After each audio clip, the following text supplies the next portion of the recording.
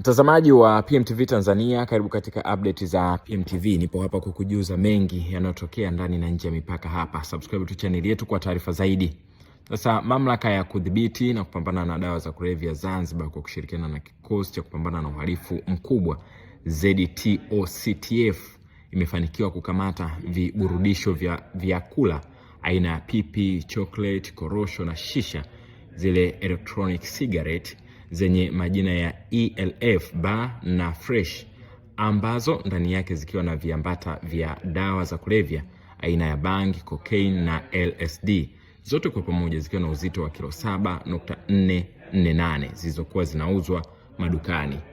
Kamishna wa mamlaka hiyo Kanal Nasol Burhan amesema bidhaa hizo zinauzwa katika maduka hayo kama bidhaa halali ambazo ndani yake zimebainika kuwa na viambata vya dawa za kulevya. Uchunguzi wa awali wa kitaalamu uliofanywa umebaini kuwa bidhaa hizo zimewekwa katika vifungashio vyenye muonekano wa kuvutia kibiashara na ladha zenye kuvutia watumiaji wakiwemo watoto na vijana, bila kutambua hatari iliyokuwemo ndani yake. Ladha hizo ni grape ice, mango ice, bubblegum, watermelon ice, strawberry ice, peach ice, strawberry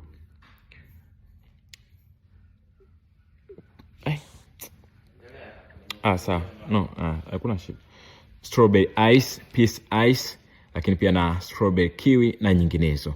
Watuhumiwa waliokamatwa ni Alexandru Ruzescu ambaye tayari amefikishwa mahakamani, Nahid Bandal Imtiz mwenye umri wa miaka 33 na Farhad Mustafa Gulam mwenye umri wa miaka 33, wote ni raia wa Tanzania wenye asili ya India, ambapo pia kamishna huyo amesema kukamatwa kwa watuhumiwa hao kelele nyingi zitasikika kwa kuwa wamewakamata watu ambao wanadaiwa ni wakubwa kwenye biashara hiyo.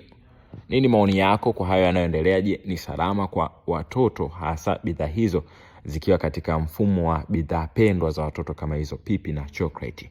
Nafikiri zisipodhibitiwa kwa wakati zinaweza zikaleta athari kubwa kiasi gani kwa jamii? Weka maoni yako hapo chini. Asante.